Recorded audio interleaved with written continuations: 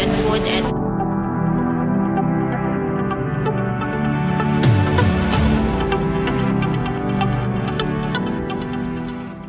good morning guys. So another day. So ngayon is maglilinis tayo ulit.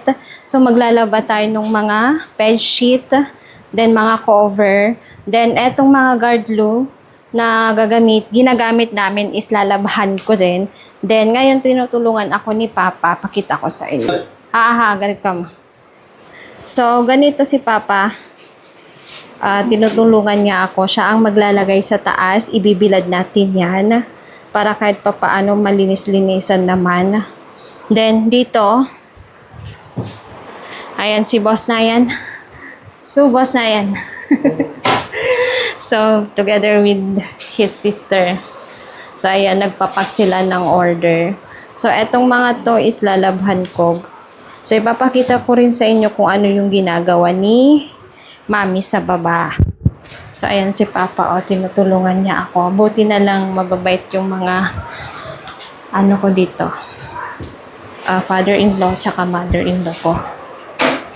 So, ayan yung mga lalabhan ko, guys. So, buti na lang automatic yung washing machine namin. So, pagkalagay, may automatic na, lalagyan na lang ng tubig. Automatic rin yung tubig, ha. So, ilalagay ko lang tong damit, then lagyan ng sabon. Bahala na si washing machine maglaba. So, hulog lang natin. Yan. Buti na lang automatic yung machine. Kung hindi, Diyos ko, nakakapagod, guys. Ayan. Then, si Mami, papakita ko sa inyo. Nasa kusina siya. So, kahapon is bumili siya ng mga masala. Then, yung iba, natapos na niyang nilinisan. Mami, video ba na ako, ha? Maro Tagalog. So, eto si Mami. Naglilinis na naman siya. So, eto yung natirang Giraseed kahapon na hindi niya natapos kasi nga may bisita. Nagkaroon kami ng bisita. So, nililinisan niya ulit. Tinatanggal yung mga maliliit. Sinaseparate niya. So, yung mga nahuhulog. So, yan yung nahuhulog, guys. Isa-separate niya yan kasi maliliit. Then, eto, yung pantanggal ulit niya ng bato, yung mga dumi-dumi. Then, together with this one, natatanggal yung alikabok. Then, ibibilad niya dun sa taas. Then, kaninang umaga, eto is, Mami, Jira powder na. Okay, Jiro powder. Eto is Jiro powder. Nilinisan na rin niya. Then, eto, ayun guys, ito is turmeric powder. Nalinisan na din niya. So, ito yung mga nakuha niya. So, may gagawin din siya dito. Sayang naman. I-blender niya to. Andun yung pang-blender namin guys. So, dahil nalinisan na niya yung harder or tong turmeric powder.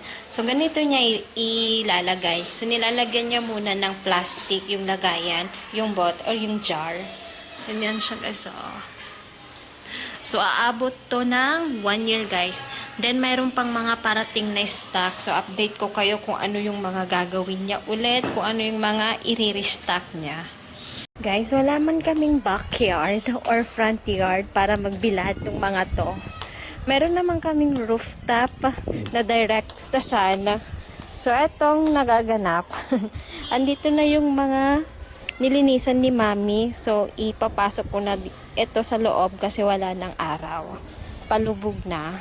So, ito yung anong tawag nito? Ay! Ito ay paminta. Ayan yung isa. Meron din doon. Diba? So, ngayon naman guys, nagluluto ako ng tanghalian namin. So, si Papa, paborito niya tong bunga ng malunggay. Ayan so magpapakbet ako na walang bagoong. Diba? Pakbet na walang bagoong. Saan ka pa? Then, ito naman is rice kitchen. Then, si Mami magluluto ng dahi. Ayan yung yogurt, guys. So, update ko kayo kung nasasarapan sila dito. Actually, natikman na nila itong pagkain na to, yung pakbet na walang bagoong. So, masarap naman daw. So, dito, first time kong gagawin dito sa India, lulutuin. Guys, ganito siya magdinis, So, yan yung pinakabilaon nila dito sa India. So, mag-stock talaga kami ng sobrang dami-dami. So, ngayon naman is black chana.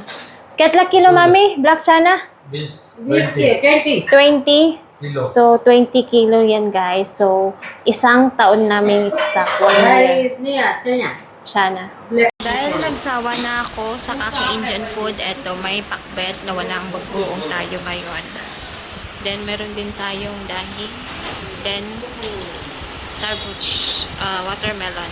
Then, nandun yung mga atsara, pickles. So, ngayong araw nga is pang dalawang araw na niya na nag-check ng mga stock, naglilinis ng mga stocks na for 1 year. So, siya yung nag-aayos. Ngayon, pinalabas niya lahat ng mga masala. May mga masalang hindi niya nakita o na-check na mayroon pa pala. Ngayon na doble-doble, madami kami ngayon stock. So, ngayon, sine-check na namin para sure na kapag bibili siya ulit or masi-check namin kung mayroon pa ba or hindi kasi ulyanin niya. So, ngayon papakita ko sa inyo ngayon kung ano yung pinaggagawa na naman niya. So, pagkagising, naglinis siya ulit nung chana dal or yung black chana. So, eto ngayon sila. So, eto ngayon yung ganap dito sa aming bahay. O, diba? So, eto, meron ding mani. Diba, sabi ko sa inyo nung nakaraan, babalatan namin to. Ayun o. Babalatan, stock for 1 year. Then, meron din kaming black chana, 20 kilo yan. Then, dito, sinasalansan na niya. Kailangan naming i-check para hindi niya makalimutan para kami ang mag-check. Then, yung isa, tumutulong na rin. Naglilinis sa loob-loob ng mga cabinet namin. Ayan, o. May naulit yung rye, yung mustard seed. So, ayan guys. So, naglilinis. So, ako naman is nagpre-prepare na dito ng pang-dinner namin. Then, dito sa kabilang room, diba? Meron din dito sa kabila. So, dito sa kabilang room, so, nagbabalat kanina dito si Papa. Ito ay mani, isang sako. So, 1 year stock. So, nagugulat pa rin ako, guys. Ganito pala talaga dito sa India. Mag-i-stock sila ng pangbuong taong pagkain. Doon sa kabila.